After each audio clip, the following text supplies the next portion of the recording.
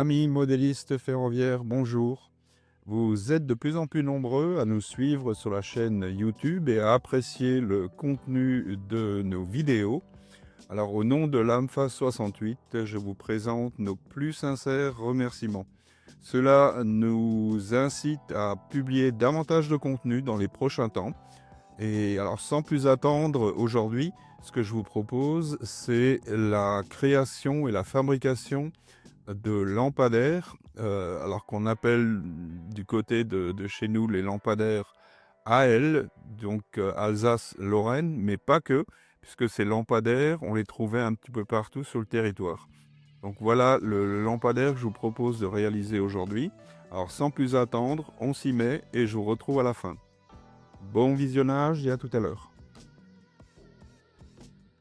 Alors, sur le réseau de la vallée de Münster, comme on le voit ici sur la gauche, on a ces fameux lampadaires type Alsace.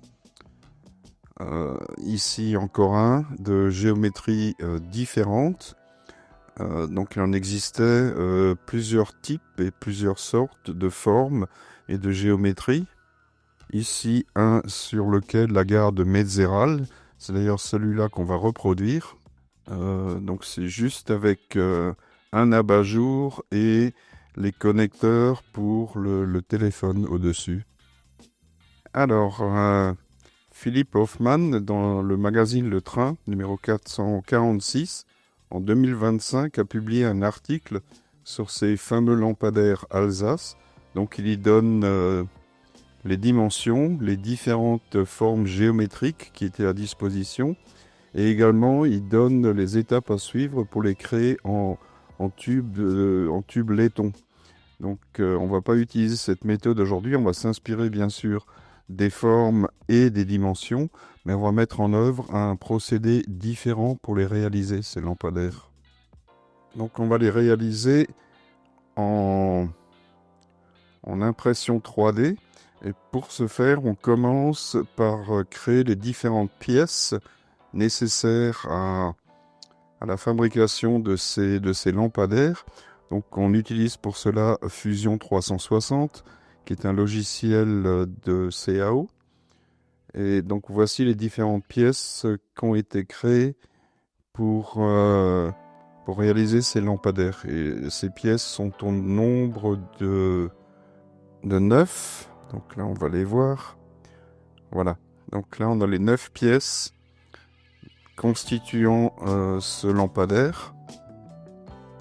Alors, une fois qu'on a les pièces, on les met sur le plateau d'impression. Donc ici, j'en imprime 6 en même temps. Ça prend pas beaucoup de place dans la mesure où c'est relativement petit. Et voilà les pièces après impression. Donc tout est bien sorti. Il n'y a eu aucun souci lors de l'impression. Le secret, c'est simplement de faire le supportage d'une manière correcte.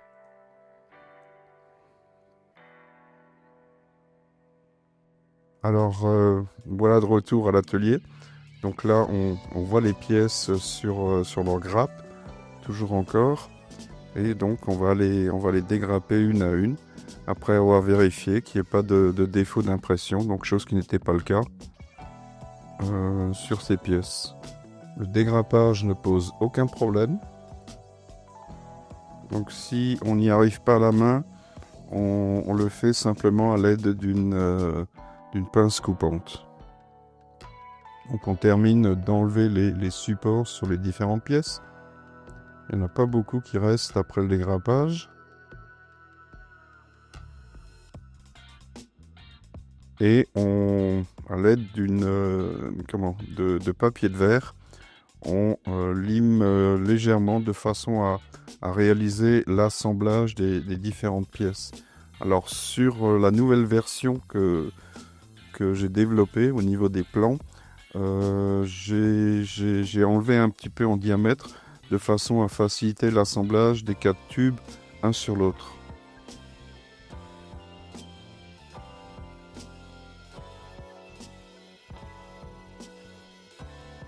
Voilà, ça s'assemble très bien.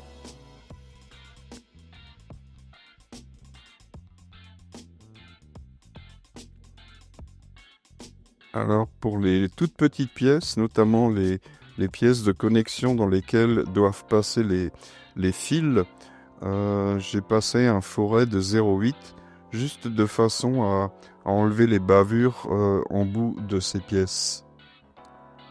Donc on a ici un alésage ou un trou de 0,8 mm de diamètre.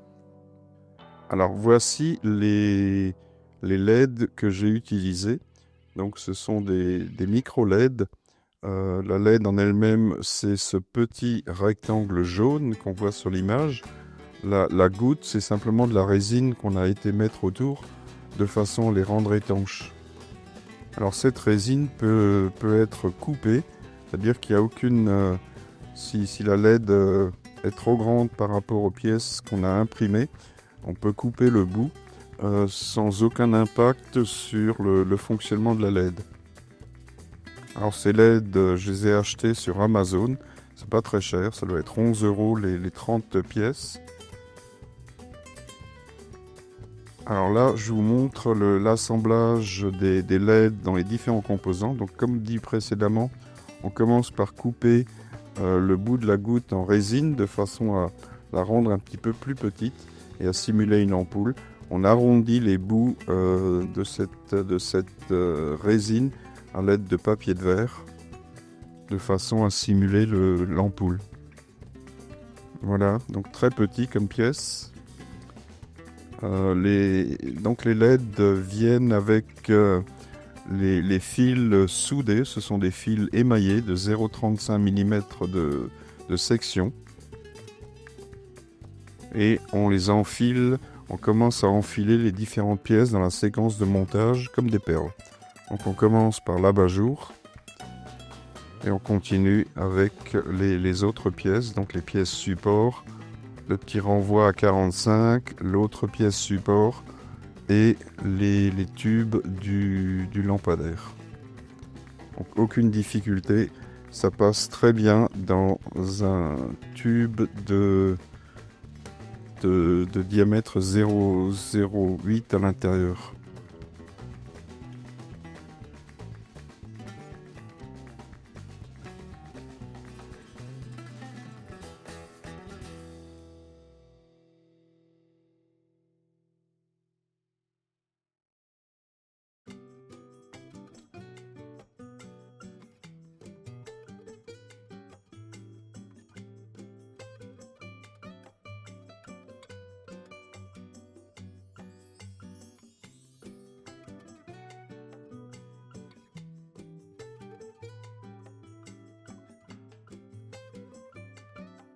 Voilà, on enfile tout ça sans aucun problème. Donc là, on vérifie déjà que tout passe, donc il n'y a aucun souci. Et une fois qu'on a enfilé ces différentes pièces, on peut procéder au collage des différentes pièces entre elles. Donc pour le collage, comme vous le verrez par la suite, a été réalisé à l'aide de superglue, de colle rapide. Donc là, on met la première pièce du fût dans lequel il y a un trou, un perçage de prévu pour justement faire passer les fils. Donc ça passe très bien, même à 90 degrés. Et on enfile, on continue à enfiler comme des perles. Donc je rappelle que le fil est un fil émaillé, donc pas de court-circuit, car les fils dans les différentes pièces viennent à se toucher.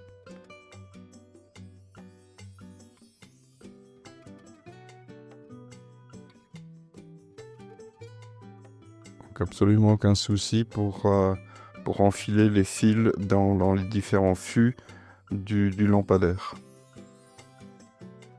Voilà, donc là il ne reste plus qu'à coller les différentes pièces entre elles.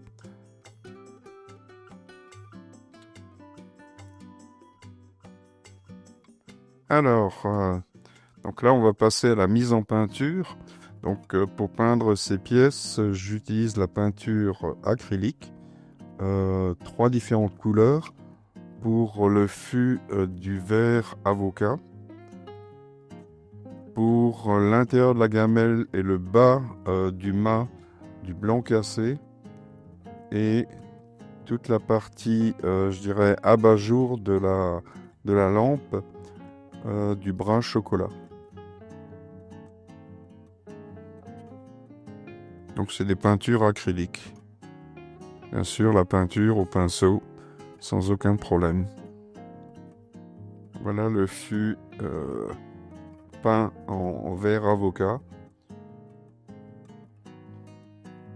La deuxième étape consiste à peindre l'intérieur de l'abat-jour en blanc cassé. Donc juste l'intérieur, alors c'est très petit, donc un petit pinceau fera l'affaire. On peint également la base du fût du lampadaire en blanc. Alors certaines photos montraient effectivement que ces parties étaient peintes dans une peinture claire. Donc on imagine que c'est pour qu'on les voit, pour qu'on les voit correctement. Voilà, donc on a le mât complètement peint. Et on vient terminer par l'abat-jour et les structures qui tiennent la lampe sur le mât qu'on vient peindre en brun chocolat, toujours à l'acrylique.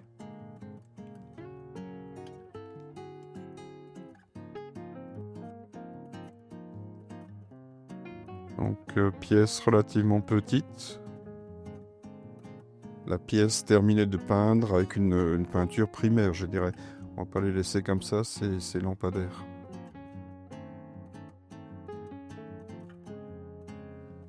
Alors, ici je vous montre le schéma de câblage des LED. Donc très simple, hein. Alors, il faut savoir que les LED sont équipés des fils, viennent déjà soudés avec 2 couleurs de fils de façon à repérer le plus et le moins. Le plus étant la couleur cuivre, le moins étant la couleur argentée du fil. Donc il suffit de rajouter une résistance de 1500 ohms si on l'alimente à 9 volts. Voilà, donc ici une lampe parfaitement fonctionnelle. Alors pour les finitions, j'utilise des produits, on les avait déjà utilisés dans une vidéo précédente, pour les butoirs. Donc c'est des produits de chez Migamo. Ça s'appelle U-Rust. C'est un coffret qui contient différents produits pour simuler de la corrosion. Ou pour, je dirais même pour fabriquer de la corrosion, puisque c'est de la vraie corrosion qu'on dépose. Donc il y a 6 produits différents, plus un oxyde en poudre, plus 2 réactifs. Donc ici on va utiliser l'oxyde de fer. Alors avant d'utiliser le produit, bien mélanger à mesure où c'est chargé de particules.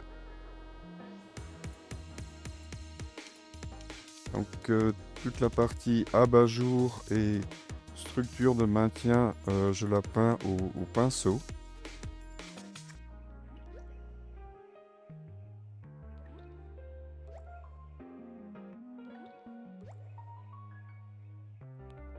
Donc c'est de la peinture acrylique, hein. Donc ça s'applique comme une peinture standard. Et pour le fût et la partie basse, j'utilise des éponges de mer. Alors j'en ai trouvé à très bon prix chez Amazon, une sélection. Donc j'utilise des éponges de mer de façon à avoir un schéma de peinture, je dirais, un petit peu aléatoire. Donc je choisis une éponge avec pas mal d'aspérité et j'y enlève un petit morceau parce que c'est quand même relativement petit, le fût à peindre, et je viens tremper directement dans le produit de corrosion et je l'applique par tapotage sur l'ensemble du fût. Donc de la sorte, on aura un schéma de peinture pas uniforme, puisque la corrosion ne se fera que là où j'ai déposé ce produit de corrosion à l'aide de l'éponge.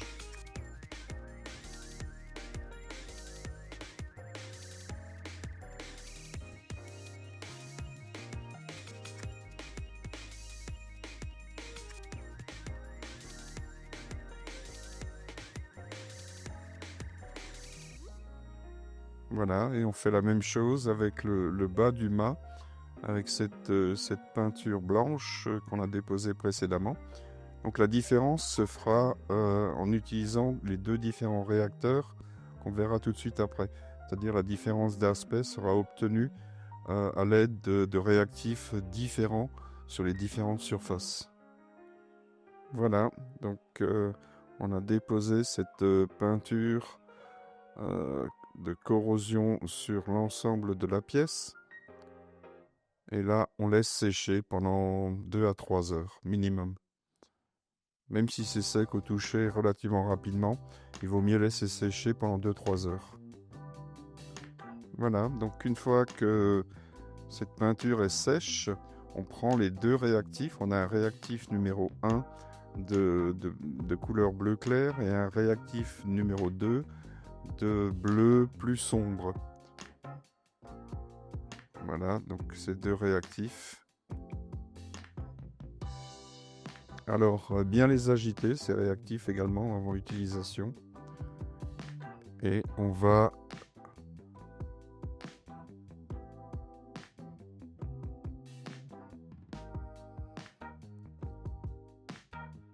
déposer simplement une goutte de chaque produit sur une surface plastique. N'utilisez pas de surface métallique parce que le réactif va attaquer la coupelle en métal.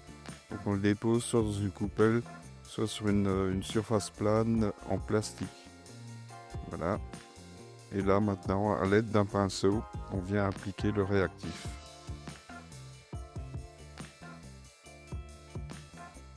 Donc on commence par le réactif 1 que j'applique sur le fût qui a précédemment été peint en vert avocat. Ensuite, la structure de l'abat-jour et des pièces qui maintiennent la lampe sur son fût, j'utilise le réactif numéro 2, c'est-à-dire celui qui est bleu plus sombre. Donc c'est pas la peine de noyer les pièces, hein, on y met une petite couche de ce produit, de ce réactif. Et finalement, je termine avec la partie basse où je mets un mélange des réactifs 1 et 2. Donc de façon à avoir une variété de corrosion différente sur ces trois différentes zones. Donc j'applique le mélange entre le réactif 1 et 2 sur la partie qui a été précédemment peinte en blanc. Voilà. Donc là, on a terminé cette opération. Et là maintenant, il faut laisser sécher.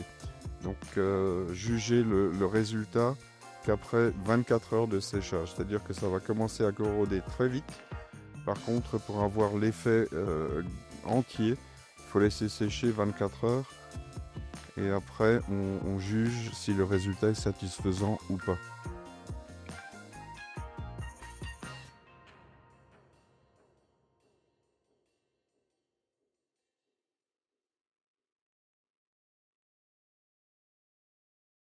Donc on a ici le résultat alors que les réactifs sont encore humides. Donc on voit que ça corrode très vite.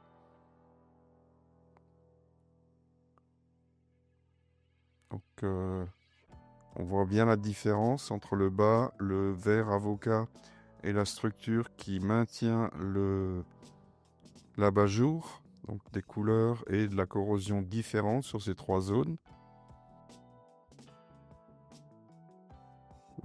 Et là, on va avoir le résultat au bout de 24 heures où le procédé de corrosion s'est complètement arrêté.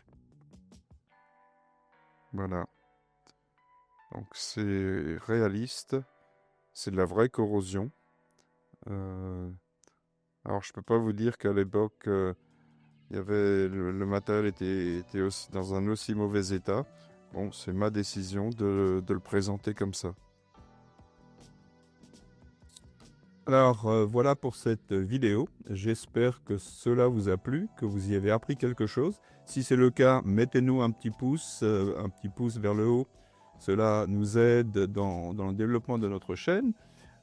Si vous n'êtes pas encore abonné, pensez à le faire. Et ben écoutez, pour ma part, je vous souhaite très bon modélisme et vous dis à une prochaine vidéo dans les prochains jours. Très bonne journée, très bon week-end.